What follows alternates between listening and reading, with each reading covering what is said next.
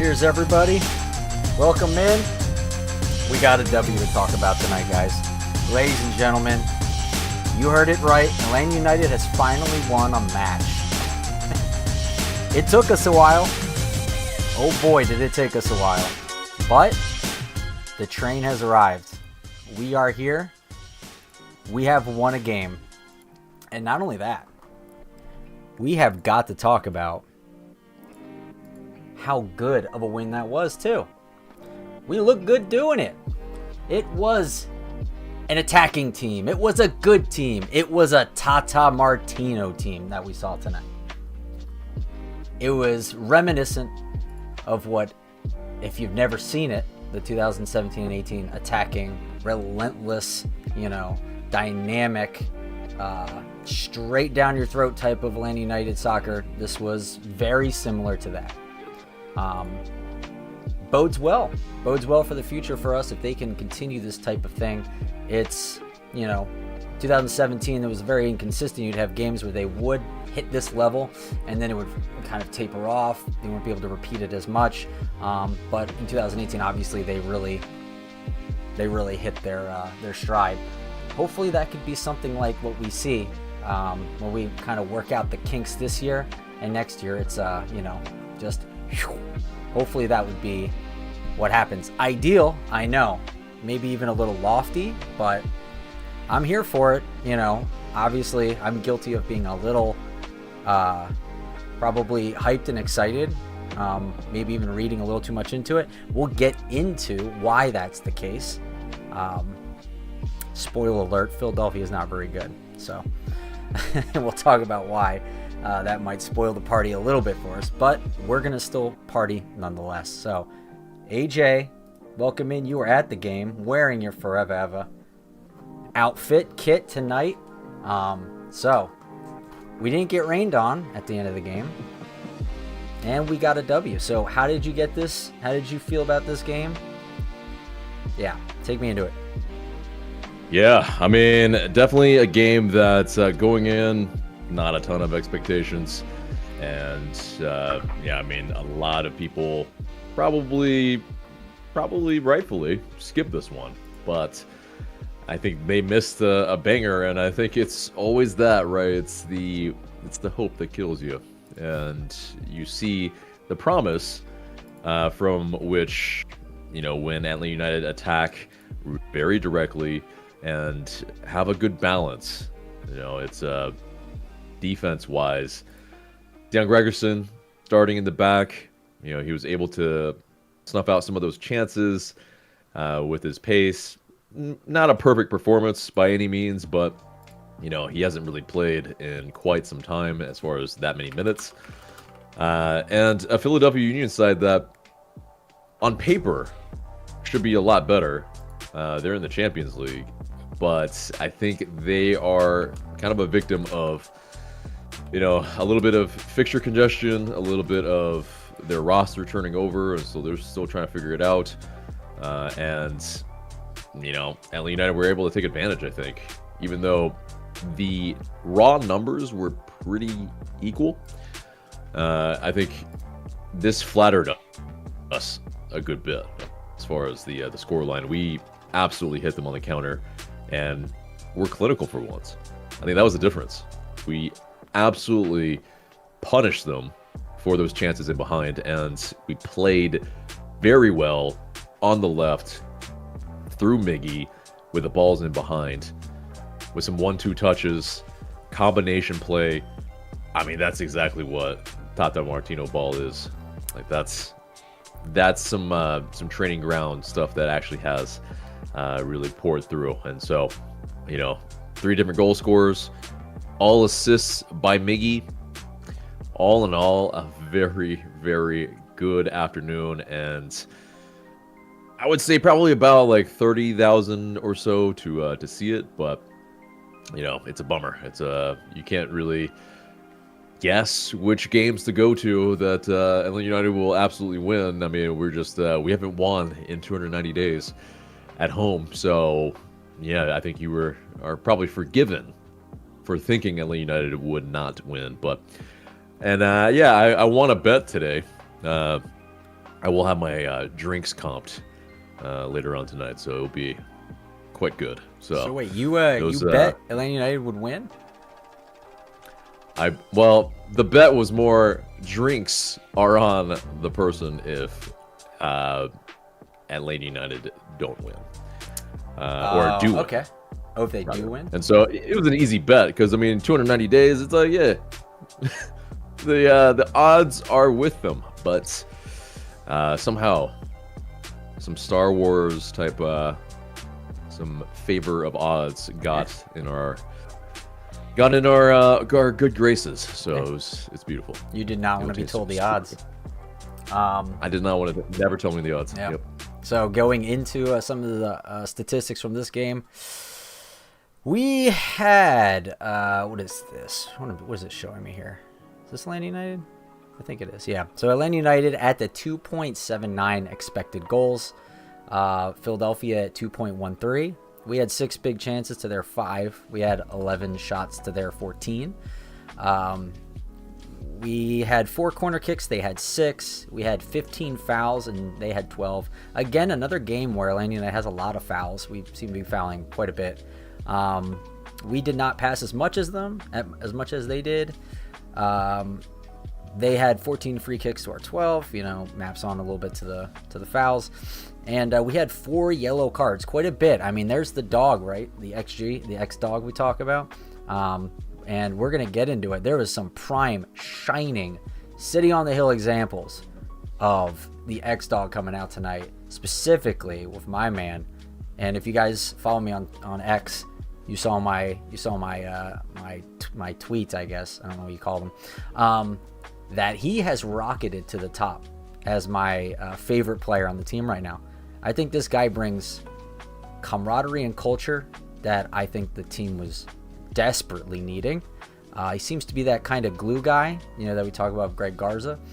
Someone who really fits in, and it just seems like, has that infectious charisma about him that just makes people happy. Reminiscent to me of like the 2017-18 meme about Miggy Smiles, the infectiousness of that. Like seeing him being that happy at the Benz for that game. I mean, AJ included part of that picture in the thumbnail with him going in, having that just moment with celebrating with his teammates. That was infectious. That was awesome to see. The team needed that. The morale, everything about it. I think that bodes extremely well for the culture of the team and the camaraderie and the chemistry, bonding and mixing. It seems like there might be, the beginnings of something special there. So, did you feel like that, AJ? Yeah, there's definitely a very good vibe from tonight. It seemed like, kind of going into the game with Matias Galarza, just being, I think very positive. I think that's really, the big takeaway from tonight is that we were very positive. We were really trying to attack them, moving forward with the ball, not only from carrying it, but also from the direct play as far as from the back, playing out from, kind of longer kicks. And then as well, getting into their box, I think making good decisions. And I think there also could have been more goals. I think Philly also probably could have been more clinical. So this could have been a slightly different match, but from an attacking end, I think that's, really what you want to see from them at home. There's still some defensive issues. There's still, some sloppiness in play at times, but we won't harp on those things tonight. I mean, I think we did what we haven't been doing, which is put the ball in the back of the net. And that's, the main part of it, the hardest thing to do in football. So, I think we were able to achieve that tonight. And I think, Tata, it's earned a little bit of reprieve, probably, as far as, maybe not just reprieve, but also a sense of, okay, we can ease a little bit, even though, yes, we're still 1-3. But yeah, there is, with Moranchuk, with Atlutd, with Miggy starting together, you're starting to see some chemistry.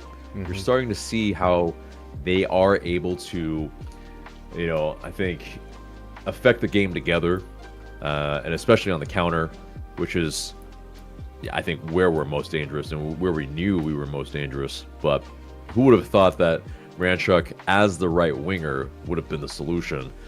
But it's been working. And yeah, what's that now? 3 goals in 2 games. And so, yeah, I mean, I think there's an aspect of it as well, like Moranchuk not blessed with pace, but if he's that trailing runner, he knows how to find space, and he's done it 2 out of the 3 goals, and that's brilliant. I mean, that's exactly what we need as far as someone making runs into space. And we found that, we can actually find those players. And it was kind of odd that it's Moranchuk that's the guy finishing these, because it seemed like more so that he should have been the guy from deep creating, but it doesn't matter. Like, however they go in, we could spread all the goals around. It doesn't have to all be Moranchuk. Hopefully it isn't just concentrated in one player, but I think it's a beautiful thing that the 3 DPs are able to finally connect, and it's been about damn time. Yeah, I mean, like I said so we'll get into it in a little bit. It's like I said on X, thanks Dr. Dupe for making us right as rain, because this was a not very good Philadelphia sign. They allowed our 3 DPs to really kind of do what they want to do. Allowed our team in scoring those goals to do what they want to do. Not every team's going to do that, right? Like, that's going to be a big thing to look for going forward. We obviously know what we want to do now. We will look for it every game. Obviously, we kind of understood already, because we know what Tata Martino teams do. But we really hadn't seen it come together yet. It has now. So now the players know, the fans know, we know what to look for. And the other teams now know as well. So they will do their best to try and stop that. And we'll be able to see if we can somehow break that anyway and continue to be relentless like we were in the past, in the halcyon days, in the early days. I just want to throw this on the screen real fast because it's hilarious to me. That's from X right now. It's a silly picture of a cat with a Laney United on its face, walking around the corner saying, "Oh Lord, he coming." Oh man. All right, so let's see what some of the chat's saying. All right, we're lively tonight. Love to see it. Obviously, when we win, everyone's happy. Joshua's in the chat, very happy. We all happy we finally won. Hucho Dev says, "Is this how it feels, man?" Fernando says, "It could have been last week actually, but the defense was bad." Jack Dickens says, "That was a really good performance. To be honest, I thought Cooper and Galaza had good moments, and the DP players produced. Let's effing go." Also, Jakob is looking like a real good pickup. Yeah, man.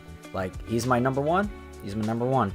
He's going to stay at the top of the hill until someone else knocks him off, if that's even possible at this point. Hucho says, "Stian is my man of the match. He is so important to this back line. Midfield actually showed out. Galarza, Sanchez, Miomba, Jakob. Man, just great play from all of them tonight." And he was debating going to this game, and you wish you did. Yep, hindsight's 2020. No one could fault you for not seeing this coming. I really was concerned that, I mean, this was a battle between 2 very mid teams coming into this. It was the mid-off of the century. Who was going to end up as potentially the worst team? And it's not us, so that's great to see. But it looks like there's a potential for us to go up from here. Whereas if we drew this, or lost, obviously, there would be no indications that would have been a trajectory for us. This looks like the trajectory is looking good right now. Hopefully we can keep it up. A few more of these. Joshua says, I love my team. Alan Salazar, how you doing, bud? He says, low-key does Galarza look like Jeremy Allen White from Shameless and The Bear? Yes, if anyone knows those TV shows and that actor, a little bit. And he was cooking. He was cooking tonight. He was someone that, has made our midfield kind of transformed. He brought energy. He brings kind of this like lead foot. I think I'm using that correctly in a way. Where, I mean, like being it's fast? like, more like basically that foot can, really at least, whether it's crossing, whether it's shooting, like he's got some power in that leg. Yeah. And, someone that, I mean, the moment he came on last match, he's brought a world of difference in energy, in work rate, and just kind of making us look a lot more lively. And, with Sanchez and Galarza and Muyumba as a midfield, I mean, it kind of worked. Who would have thought that Muyumba at the base as a number 6?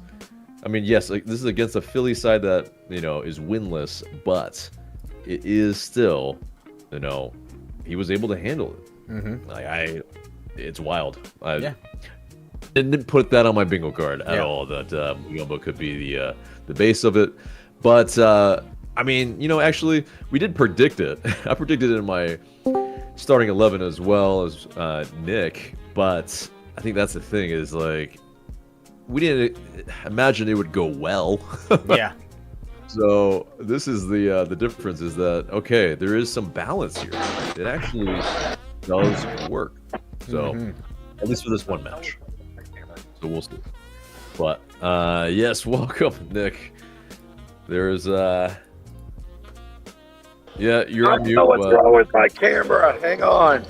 He is.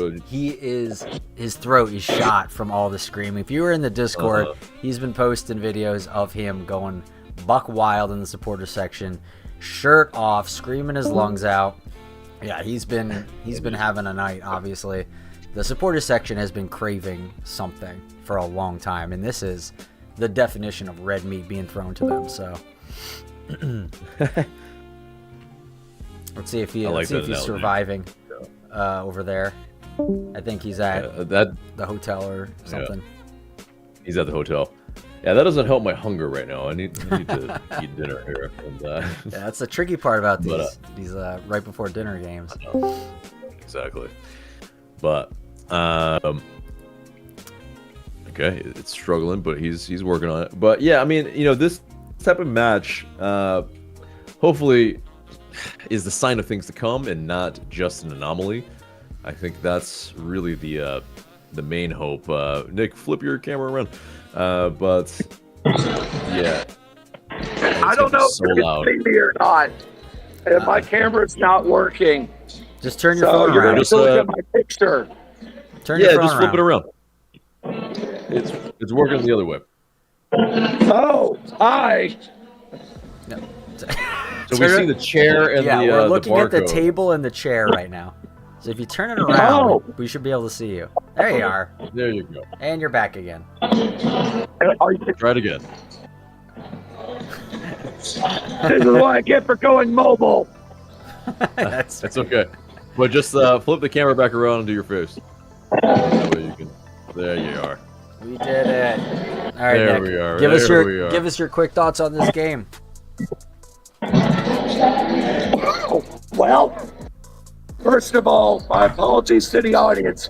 My voice is completely shot because y'all know the pollen is way up. I was suffering already this morning and then standing it for 90 in the supporter section on top of that. And you end up with this. Put in a shift. Oh dude. my God. I mean, it's all good. That I mean, was the 90-minute performance I was waiting for. That was the 90-minute performance I was waiting for weeks and weeks and weeks. And it finally happened. Cathartic, huh? Yeah. Cathartic is what he said. Yeah, I mean, it's also this. I mean, you know, after going up 1-0 in that first half, did you have faith that we were able to keep the lead and, you know, get the 3 points? I was a little skeptical. Till I saw the defense start to click. They were holding well in the third, or well, what I call the third, between the midfield line and the 18-yard box on our end of the field. Yeah. I saw the defense starting to gel over there, and it also helped that team was shit. That team was absolute shit, dog water. Yeah. So let's talk about it, Nick. Is this more so that we're just showing a significant improvement, or is this just a really bad team that we could pretty much do whatever we wanted to? You know, it'd be easy to say, yes, they're a bad team, but it takes a good team to roll over a bad team, in my opinion. Okay, that's fair. I'm not saying they're the best team. We still have work to do, but the games you're supposed to win, you win those games, and those are the easiest games to lose. Yeah, you know, it's one thing to lose against Cincinnati. Yeah. It's one thing to lose against Cincinnati because they're a formidable opponent. This team, on the other hand, they're in a lot of pain right now. There are the bottom dwellers, and you need to give the bottom dwellers the sword when you run up against them. This is an easy 3 points at home against a struggling team. You have to get those 3 points if you want to climb the table and be competitive. And luckily, we did the job. Okay, but also, to be fair, they were a team that was ahead of us in the standings by a little bit of goal difference going into the match. So, you know, it is. I mean, we were both tiny little. We were both terrible. Yeah, we were. But I mean, this definitely was the differentiator. Right. Like it was clear that there was two teams attempting to claim the trophy of being absolute dog water, and one of them was proven to be a pretender tonight. Yes, absolutely, I agree. And that's the beauty of it. It's like, you know, okay, we could have just, you know, been lackadaisical, drawn this match, in a sense where, okay, you know, we expected to win this match going in, we're at home, and, you know, all that, but I think the team put in the requisite work to actually win this match. And, you know, with the performances from tonight, did you have a man of the match? Oh, it's Miggy, definitely. Miggy was definitely man of the match for me. I mean, 3 assists, and he just played a good game. I mean, there's no question. It was nice to see. It's nice to see Lonnie Lath finally get a ball and finish. You know, and I bet that felt good for him too. I feel good for him. That he finally kind of got that monkey off his back just a little bit. You know. And to see all 3 of our designated players perform well tonight, that was a good sign for me. And I mean, we can build on this win. We really can. It's just, we just got to build on this win. Let's take it one game at a time. And we have next week again, not so good opponent, a little bit better on the table. I mean, we'll see what happens. Yeah, absolutely.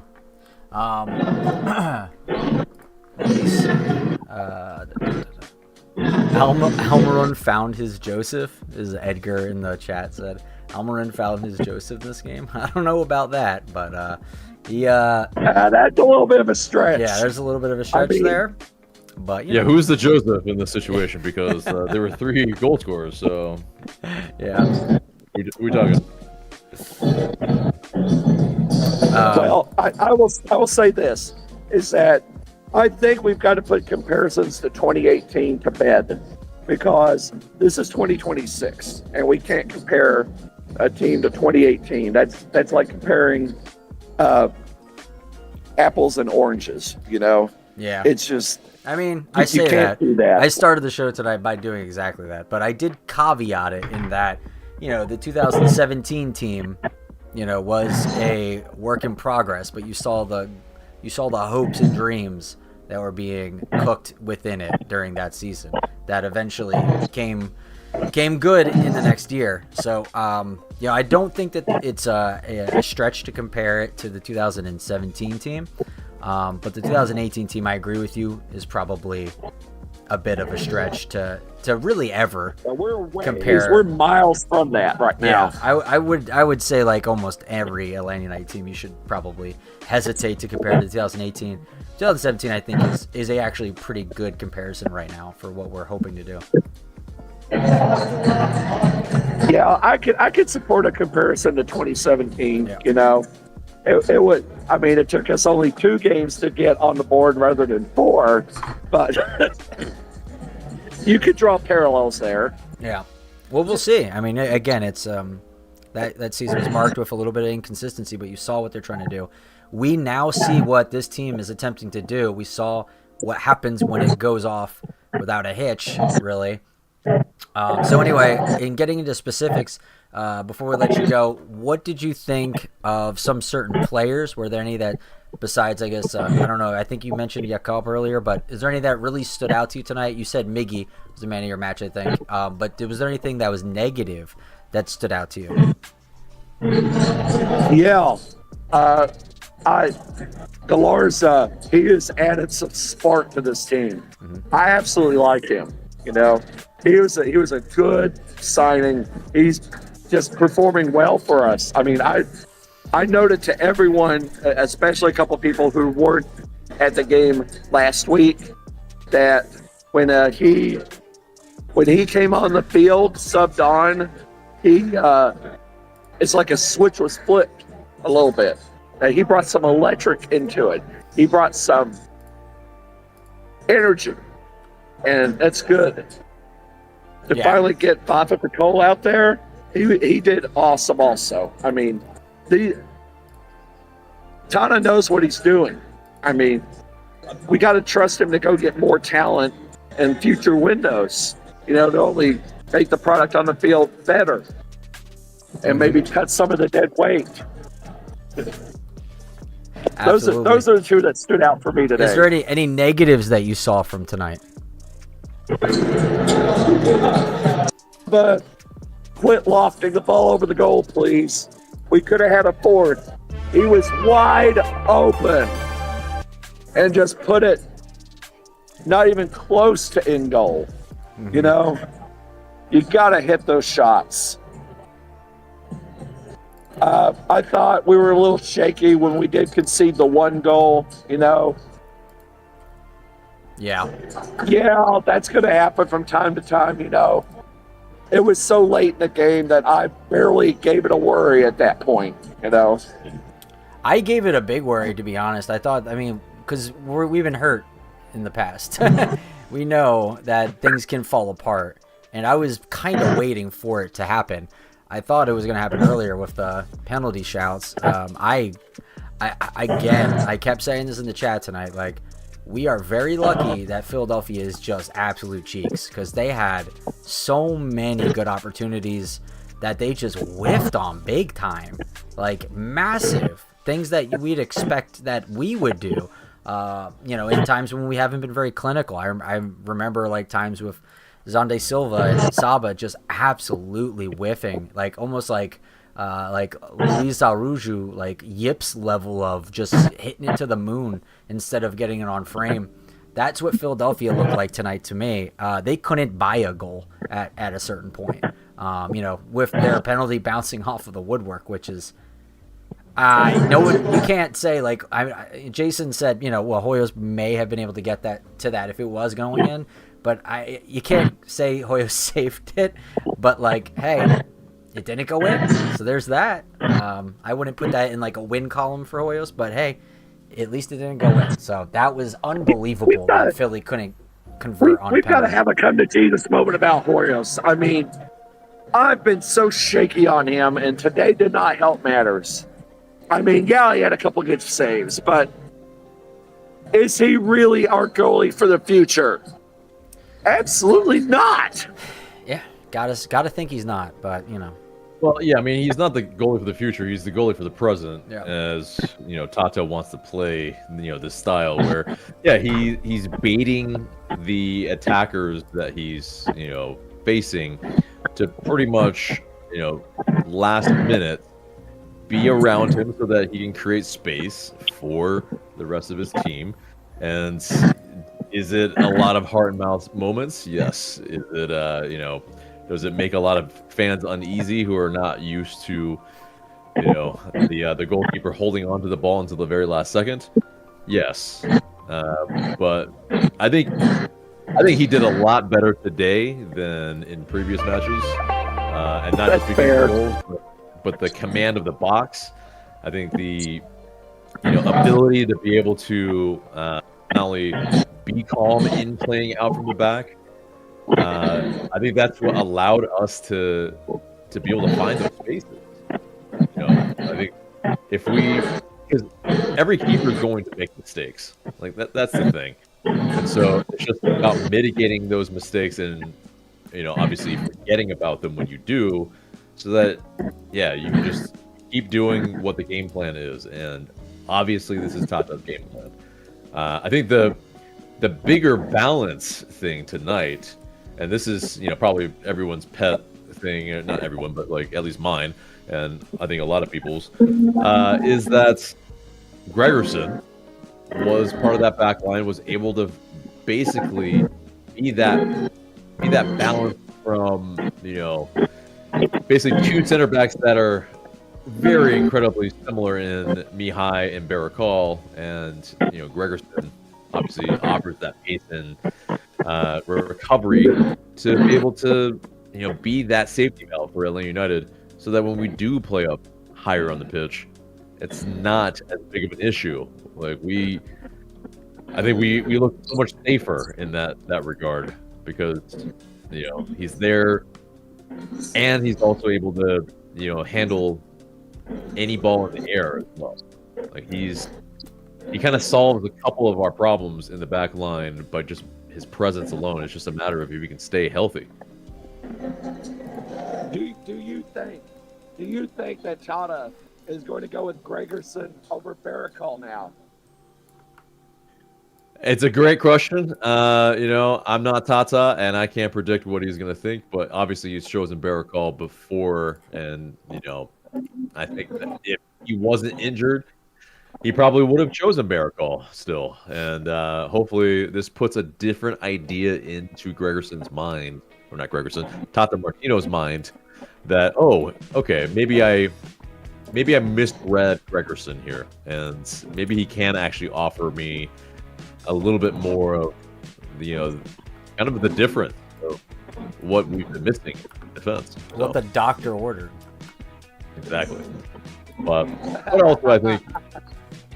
Hey, yeah, exactly. And so also because, with Jakob as that right back, that right side suddenly looks so much more steady, so much more powerful. Both are units, and Jakob was making those late third man runs. He was he had crossed in a good ball as well, made some good tackles last minute as well, or last second tackles. I mean, yeah, I think he was showing that his defensive awareness and his attacking awareness is improving, and maybe it is only just the opponents that we faced, but hopefully, this is actually something he's building on. But go ahead, Dick. I think someone said at one point, I can't remember who it is, that Gregerson reminded everyone on the field what playing this game is like, the roughness, the toughness of it. And that's your enforcer that I definitely want on the field. to play that role, hands down. Yeah. Yeah, I mean, he definitely is an imposing figure on the pitch. And so, if he adds that extra added benefit, I think that's just some of the intangibles. And so, yes, I think maybe just we're not really seeing, I think the steadiness that we needed from the previous center backs. But, with Mihai and Gregerson, it already looks, at least, to some degree, a lot better. But again, hopefully it's not just because of this opponent. But, final thoughts, Nick. I'm happy I saw a great performance for most of 90 minutes, save for the one goal. No. I mean, that was their first goal in open play of the season. Not counting CONCACAF. So, yeah, we conceded that. We move on and play a DC team next week with ex-Philly Union striker Iberivo. Yep. So that's something to watch out for.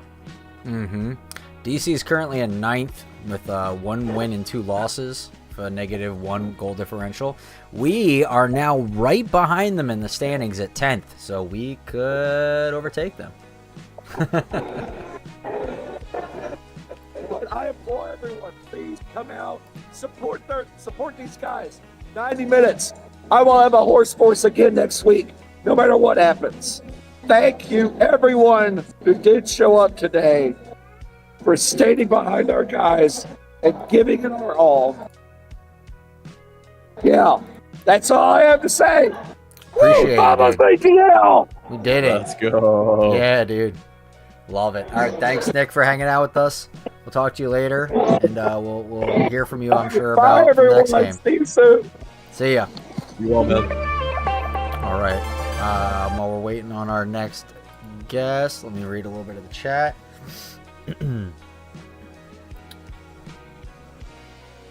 Oh, okay, never mind. Mark said he's not feeling so well right now, but he did go to the game, I think, today. But yeah, he won't be able to join us. Let's see. Nick, I think, is joining us. Oh, okay. The other Nick. Yes. Yeah, tell him to hop in whenever you get a chance, and we will see what he has to say. Let's see. Some more from the chat. More shots from the box. Not your amigo says. Emmanuel Gaspar 3180 says, why did Tata get the yellow card, and was that 2 cards or 1 card? Well, he didn't get a red, so I believe one of the technical guys also got a card, which is why it seemed like maybe it looked like there was more. But I do know it was officially entered into the record as argument from Tata Martino. Yeah, so dissent. So, I mean, the ref, we need to talk about him just slightly, because even though we won, he had his best efforts in trying to prevent us from doing so, because some of those calls were horrendous, and the fans in the stadium were not shy in letting him know that he was not doing his job properly. But yeah, I mean, there were some calls where it was just like, okay, this happened right outside of their box, but then when it happens near our box, it's called differently.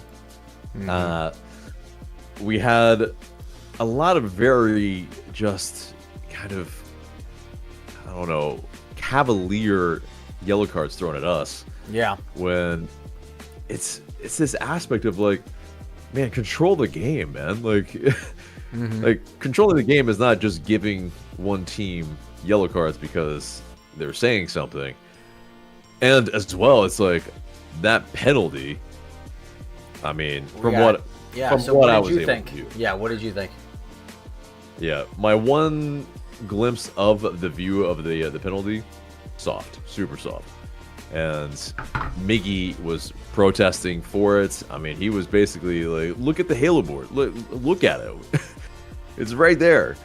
And yeah, I mean, I just didn't agree with it. I maybe need to see it again, maybe in slow-mo to really see more of it. But the replay that we were given in the stadium, which isn't very many, it's usually like once, maybe twice from a slightly different angle.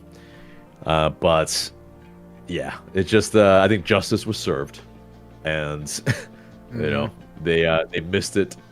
Karma's justifiably.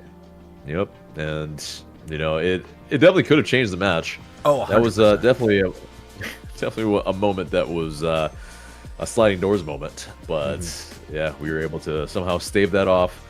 Lady Luck played its part, and yeah, I mean, Oyos. I mean, yeah, he's kind of spared some of the blushes. Yeah, but. Yeah, part of that is also. I mean, I just felt like I said earlier, I felt like Philadelphia couldn't buy a goal.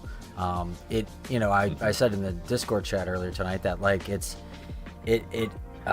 feels like it's usually us that it feels so good that we aren't the team where just nothing is going right for once, and it was 100% Philadelphia tonight.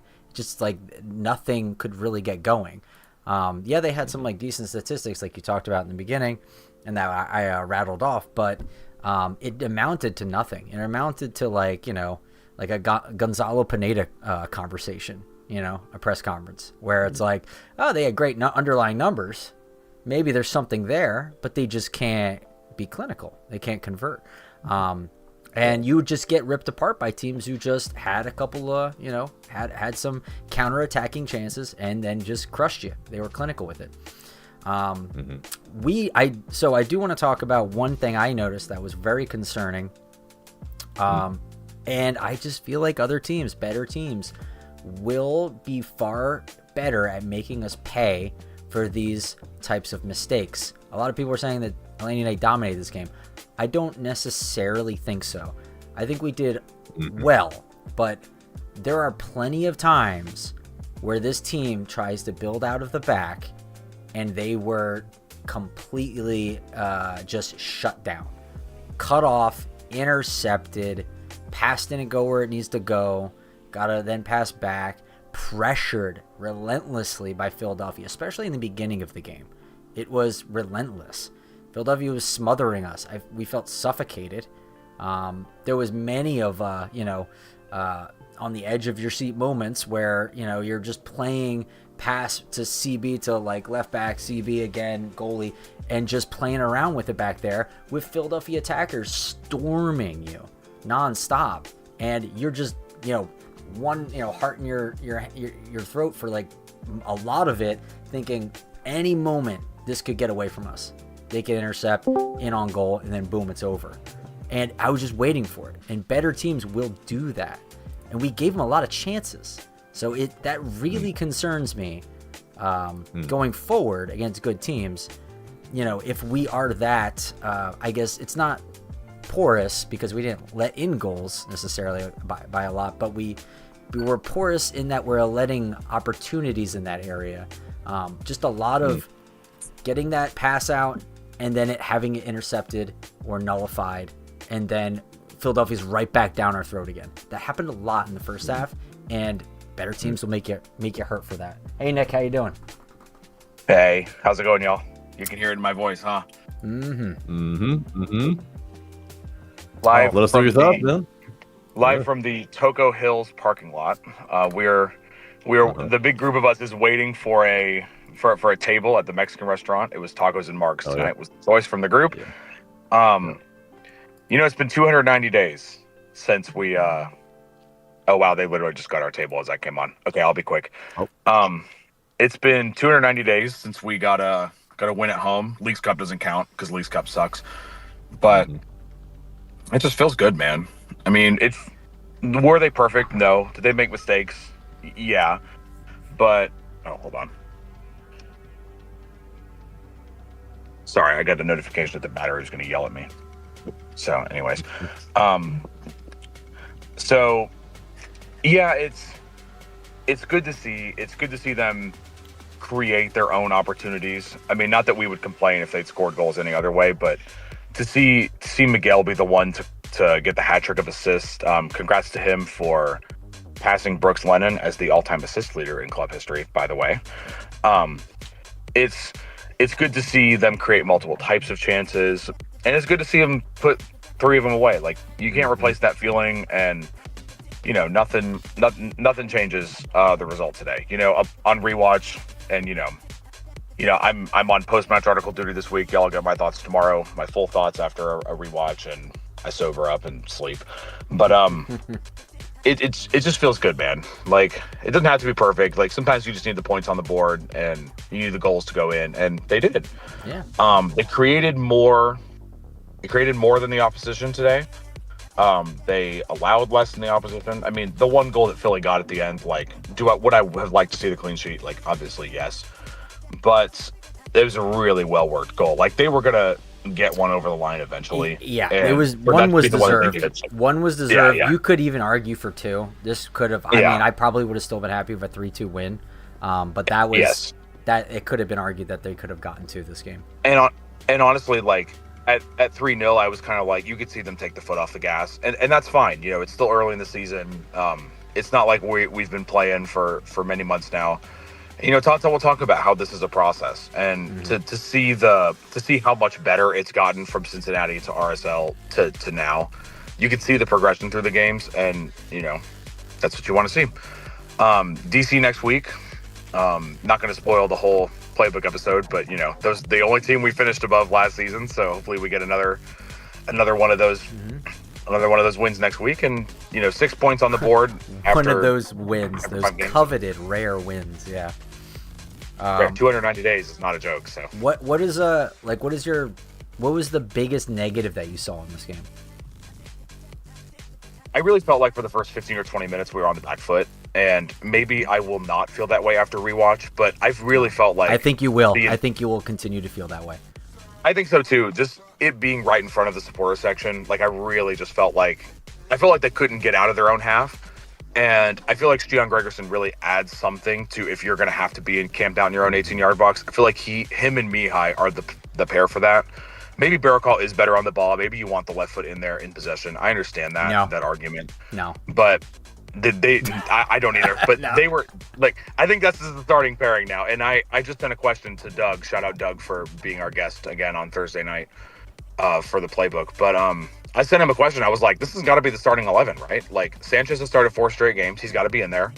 And they kept a clean sheet for longer than they've kept one, so with Gregerson in there. And everybody else is kind of the same with the DPs, in attack for the 2nd straight game. This has got to be the 11 for me. And so you would take Atlutd out? I would run it back next week and see how it looks.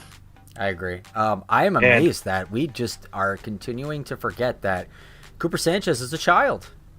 He was the 16th. The stat on the board was the 16th or 17th player in MLS history who's not an adult to start his team's first 4 games. So that's great.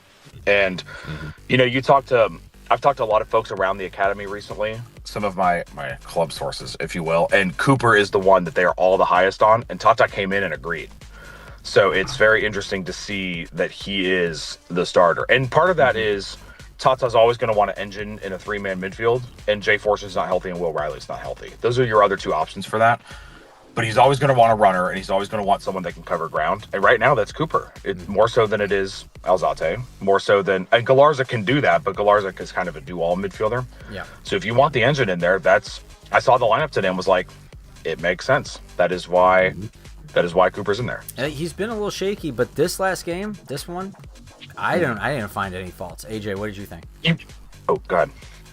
Yeah, I mean, that's the thing. It's like, as far as, Cooper Sanchez, this match, it's like, I think he was a lot more steady with the ball. I think that's the kind of main thing is if you have someone that's going to be one of those roving 8s, you have to, be doing something with the ball. You have to create. You have to, be someone that's steady in possession or, keeping it ticking. And, I think for him, it's a step in the right direction. He's obviously, again, still young. There are some fans in and around LA United's social media that were ragging on him and already calling for his head, which is outrageous. I think. How are you gonna talk about 17 playing the kids and then be mad when they do it? Like, sorry guys, come on. Exactly. Like we and can't he's complain. 17 years old. Yeah, And that's not playing a Tata 22-year-old out of college. That's a literal child. Yeah. Okay. Exactly. We're on the same page there, AJ. Like, sorry. Go ahead.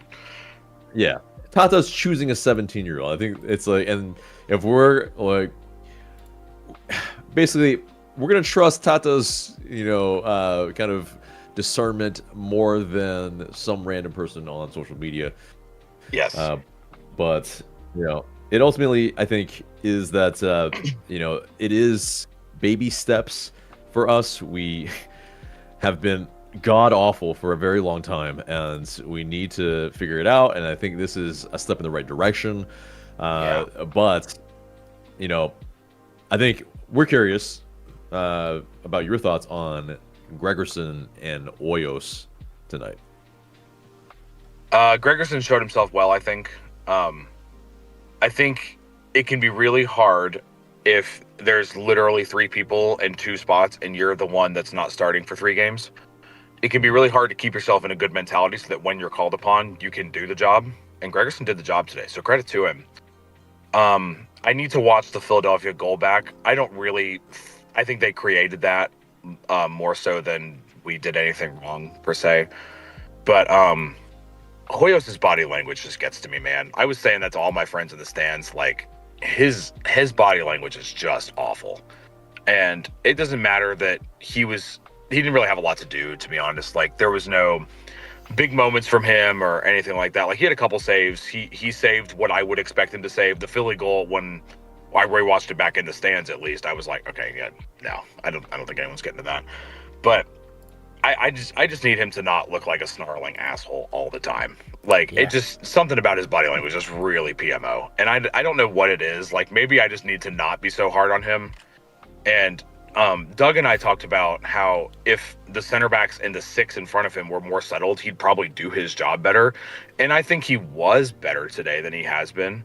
Like, saved what he should save, and the 1 goal was not his fault. So, yeah, we're not complaining about him, but man, something about just his body language and the look on his face all the time, like he's better than this. And he couldn't get a job in Argentina, and he wasn't going to get the Newell's Old Boys starting job back, so he came to Atlanta. Like, something about that just rubs me the wrong way. But maybe that's me projecting, and Yeah, I think there's a little bit of projection there for sure. I mean, and you're allowed to tell me that. I've not rewatched or anything. Right, and I think it's this. It's like, Hoyos is not everyone's favorite keeper, especially right now. But it's who Tata is going with, and for better or worse, we have to root for him and see if he can actually do the job that Tata wants him to do.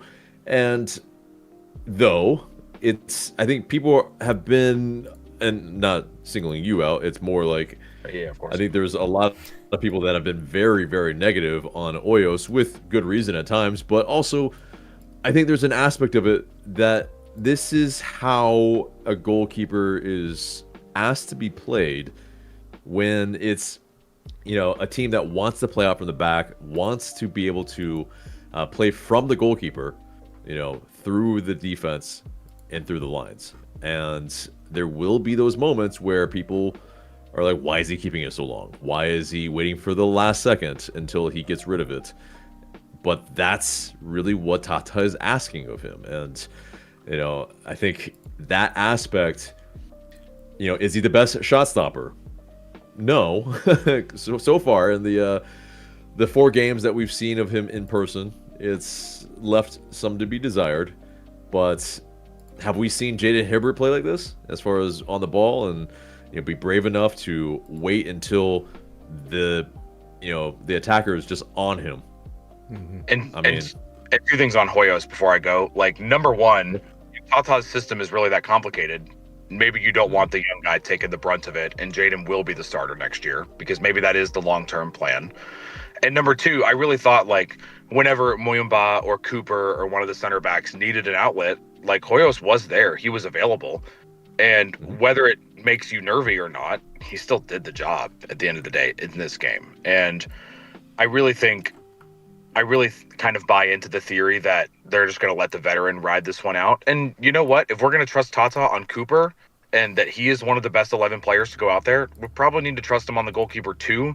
It does not help Hoyos. Like, that San Jose goal was really bad.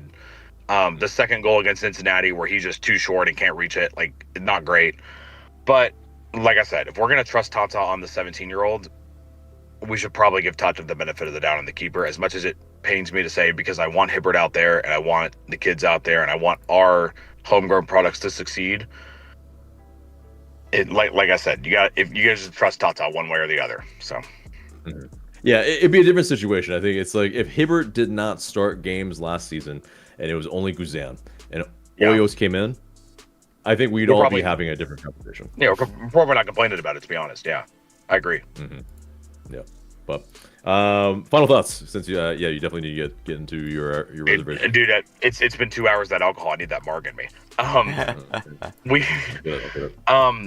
Yeah, good win. Just feels nice. Hopefully we can build off that and go again next week. But I'll have more thoughts for everybody. Check out the written article will come out for me tomorrow, and see everybody next week on the playbook. Thanks, guys. Indeed. Thank you, Nick. How you going? All right. Bye, y'all. See you, man. All right, I just have up real quick. I'm showing this little. Yep, there it is. You love to see it. And I just had the GIF of the penalty kick miss. Just had to show that real quick. Yes. I had to do it. Oh yes. Yeah. It's been some good stuff on the internet today, so really appreciate it. All right, let's take a look at some of these comments in the chat. Guys, get them in before we get out of here, all right? Alan Salazar says, video is wonky, fix the stream. Hey, man, I don't come to your place of work and all right, OMR says, I don't recognize this team. I'm worried it's just how Philly choked. Yeah, like we were discussing a little bit about that. It is a worry. And next week, I mean, DC is also a weak team, so it's not exactly a test again, but I think it's a building. You know, it's a potential to build, and if we can beat DC as well, like we did with Philly, you dispatch the teams that need to be dispatched, then you can build enough that perhaps you can take on another team like Cincinnati again and not get completely embarrassed. So hopefully, you know, we can get to that point. I think it's that aspect is that we need to build from being near wooden spoon winner to being mid-table. Like, that's progression right now. Yep. And we need to be able to do that first. And step one is done. Yeah. Beat the one of the bottom at dwellers. Least one. And then now we need to beat more of them regularly, and then we can get out of the conversation of being a fellow bottom dweller. Josh is Joseph coming back? Probably not. Probably not. He's playing for Cholos right now, and I don't know how he's doing yet, but no, I don't think that's going to be happening. Yeah, probably not. So Ranchos Dos Pinos says 90 minutes, more like 60 minutes, and hold on for dear life. I mean, I'm not going to say that. Let me take a look real quick. I mean, to a degree, I think it was this. Because I said to Mark in the stadium while we were in there, when we scored first, it was like, okay, well, yeah, we definitely need more. And when it was 2-0, I was still like, yeah, we need a third because I don't trust us with the lead. And even when we scored the third, I was like, yeah, I mean, a fourth would really put this to bed. But, they started coming back. Yes, it was to a degree. You could see that they were getting in some dangerous areas. And, if they had scored a second one, it would have been game on. And I don't know.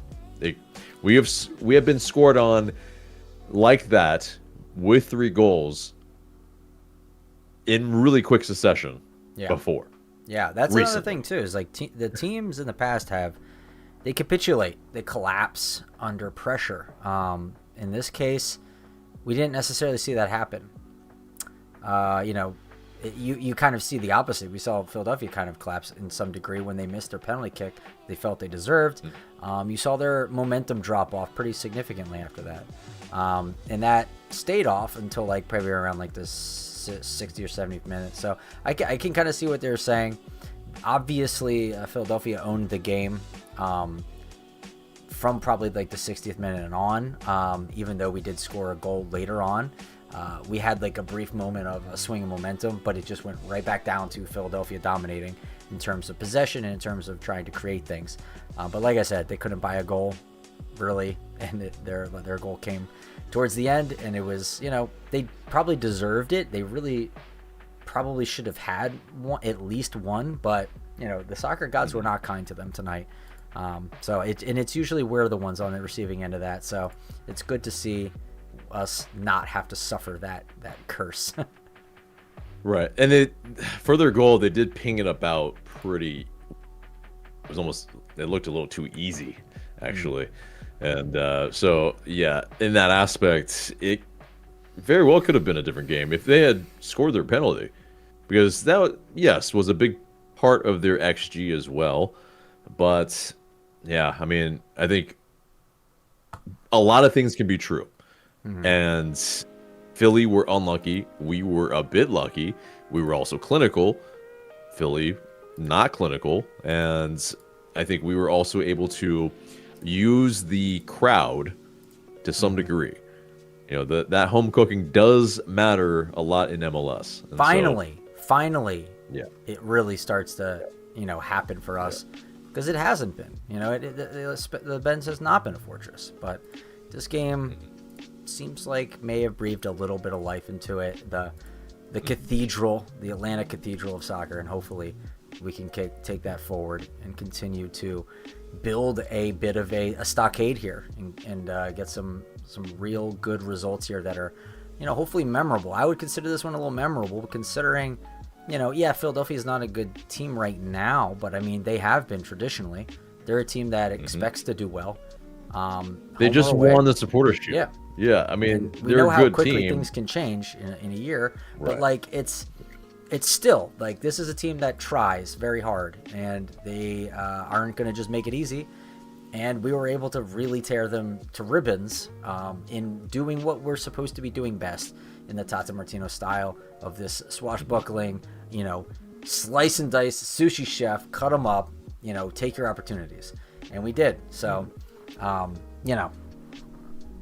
Philadelphia is a good scalp, I feel like, to have on the wall to at least start this. Like, in terms of like a big, intimidating club that is struggling in the beginning of the season, getting them out of the way early with a really decisive victory is massive to me. I agree. Yeah, I mean, they're a team that, opponents have them up and down as far as, pretty high for some, pretty low for others. But, yeah, I mean, anytime you have that much turnover after winning a trophy is like, yeah, you get to a point where you're hard to kind of prognosticate. You're hard to predict. And to be able to get to a Champions League team early before they've gotten the wind in their sails, because they very well could be a side like maybe, Portland Timbers of old, where a second half surge and they're able to, get into the playoffs, make a run. And, I think you got to get the points where you win and where you can. And yeah, it's about time for Atlanta United. That's the main thing. Interesting. This one guy says on Twitter, the reason Hoyos is at Atlanta United is that, quote, he's among the best PK savers in the Argentine league. I think he's 10th in the all-time ranking. Otherwise, I consider him an average goalkeeper. But Tata probably chose him anticipating that our defense will concede a lot of penalty kicks. It's interesting. I don't know who this guy is or if it's worth even taking his position or his opinion as anything. But, it's something to think about. Mm-hmm. That's fine. I mean, everyone's entitled to their opinions, and we appreciate the perspective, I think, with that. But, I mean, yeah, it's, because, were a lot of people following Hoyos from Atlanta United? Probably not. And, I think us included, we're not Hoyos experts, but, I think we're acknowledging what we're seeing. And I think it's just being, objective about his performances, which is they haven't been all terrible, he has his flaws, but it's Tata's team, and how does he want to play? This way. And this is the type of player, as far as in goalkeeper or as a goalkeeper, how he how he envisions it. And so hopefully Jaden Hibbert can learn very quickly kind of the things that Tata wants, and kind of be that guy coming up for him. So hopefully he'll develop on the ball. But I think I have a forfeit that I need to do, a reverse roast. So let's bring it on before we do. I don't want to run out of time and not do it. So, but yeah, okay. So anything else in the chat there? I don't think so. Let me just double check. Okay. Let's see. Well, Rancho's, we already did that one. Kyle Apgar says, we did the thing. We were brash, but I'll take that over timid. Iron Mike 404 says, it's about fuggin' time. Joshua says, we need more transfer windows. Rancho says, Oyos does not command the box. Joel Knowles says, Stian has to start after that performance. The whole back line looked more confident with him back there. He also says, Oyos looked like a dead average keeper at best, even on a good day like today. Those saves he made I thought were pretty. I think, Jaden Hibbert probably makes those saves too. The one where he had to just kind of fall down to get, that's a Brad Guzan save. Most people can do that. I didn't think anything was like totally spectacular. An athlete who plays professional sports can definitely make that one palm save that he did. It was not anything spectacular to me, but it's the bare minimum you need to do as a goalkeeper in this league, and he did it. So hats off to him for that. Because we've seen from our keepers, unfortunately, below average for some time, and I think that's if he's average, that's still a step up for the time being. Yeah. But yeah, I mean, so okay, let's get into some of the reverse roast then that I have to do. I don't know how long. I don't think I could do 5 minutes. I don't think that it was for 5 minutes, right? But yeah, 5 minutes is so way basically too long. No. Yeah, way too long. But it's basically reverse roast is saying positive things in a hostile manner. So I'll get to doing that. But I guess some things is, oh wow, look at Miguel Miron running all over the pitch like he actually cares. Real cool of you to be fast, creative, and dangerous for 90 minutes. How dare you? How about also fantastic, just fantastic. Atlanta scores 3 goals, and suddenly we're expected to enjoy ourselves. Really inconsiderate of the attack to be this entertaining. Mm-hmm. And I'll end with one more. Let's see. Let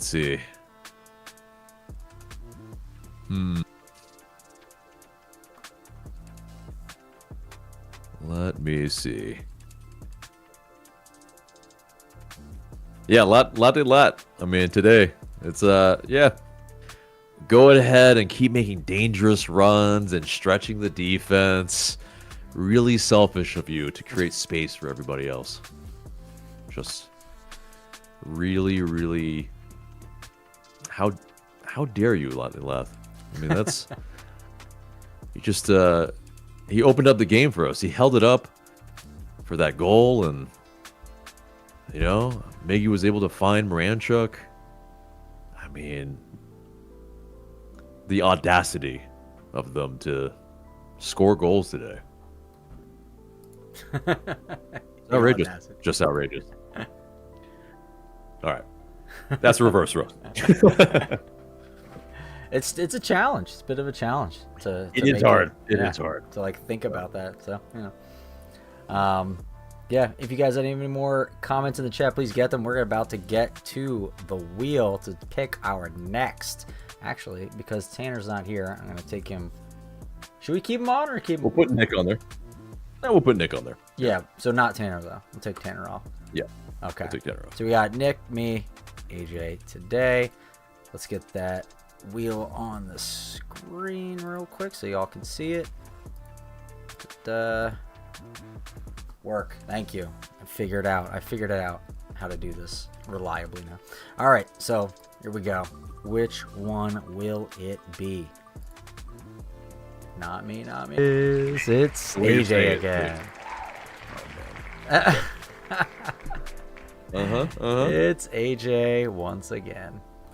All right, let me move this over here so y'all can see this one now. So this one, we got, put this over here so you can see it.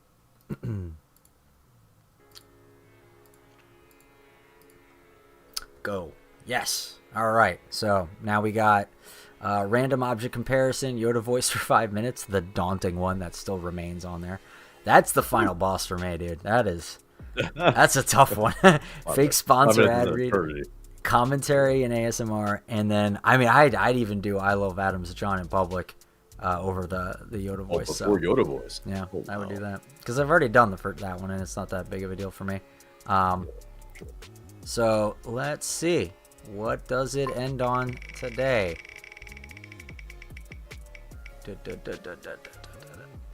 Ooh. It is. Oh, I mean, this really lends to your skill set, so I don't think it'll be that big of an issue for you. It's commentary and ASMR, so okay. You already have a voice for radio, so you could probably make it work. All right, let's make it happen. And then hopefully next I'll wait the wheel because Nick's not here and he doesn't hear this to protest, but I can just wait it a little bit more so it more likely lands on him next time. So let's not do that. You're doing it fairly. I'm kidding. I would never do that. And that's evidenced by I had like a legendary 5-wheel landing on me in a row situation at one point. So obviously that's not something I'm doing. But anyway, the wheel has selected its target and it has given you your duty. So we'll see what that looks like next time. Anyone else in chat have anything? Joshua says, hey again. He also asked when more good players are going to come to the club.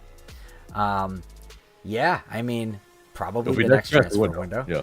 And there will probably be some interesting moves made there. That'll be really one to keep an eye on. I mean, again, this is Tato Martino crafting his masterpiece here again. And I really think, we could be seeing some. I tempt fate a bit when I conjure the idea of 2017. What they tried to build there and what they can try to build here again to emulate that. But I hope so. I mean, that's a little bit bold of a talk. It's the idea, it's I get it. But I think that's what Tata's like. That's what I would like to do. So. Right. Yeah, I think there's quite a bit of a talent gap from that team and our team, but if we can somehow just make that gap up in however much time, fantastic. Well, outside of Hoyos, it's a good start. Well, Galarza and Jakob, I mean, those guys were, to me so far, have been stellar. And we talk about the precipitous drop off of new players arriving, and then that kind of the bump goes away. Like we saw it with Saba, Zande. We saw it with a bunch of players who would come in and they would light it up and then all of a sudden just fall off. So hopefully that's not the case with these guys. It just, for some reason, something feels different about them. So hopefully they continue to impress. Hope so. And Modest Moose says, this week's nonstop access is about to slap. Man, I gotta just say this. I can't wait till Atlanta United is like a force again. And the reason I say that, I mean, outside of the fact that, I'm a fan and I enjoy watching, my team win, the Rooted in the Stripes, like the documentary style stuff that was put out in the past about Atlanta United and other teams and the stories and the narratives, being able to cobble together, really good stuff to watch for absolutely horrible Atlanta United teams has been really a testament to the media crew. So, you know, my hat's off to them. Now I want to see what they can do. I am just really like tantalized by what they can do with an actual like tour de force Atlanta United. You know, making some blockbuster documentary Root in the Stripe type stuff that really gets fans fired up. Like, absolutely, like instead of just like it's grieving and lamenting sessions like, oh, how's the team going to turn it around? It's like absolute like highlight reel stuff. Like that would be so hype. So I'm really excited for what they can do with. I just feel like they've always been chained and restrained because they've never had amazing good things to talk about. They've always had to, you know, turn a narrative into something positive when it's always been negative. So I'm really excited. Hopefully we can give them the bricks to make, you know, a hype video. So. Yeah. Hopefully the shackles will come off, and you know we will, just absolutely feel that energy again from this match. And so, hopefully so. Can we call it? Yep, that's about it. Okay. Well, everyone, if you're hanging out right now, yes, much power to you. You are a true fan, and you are lovely. Remember to like, share, comment, and subscribe if you haven't already. And for Michael, I'm AJ. Thank you guys so much for watching, and we will see you in the next video. See you, everyone.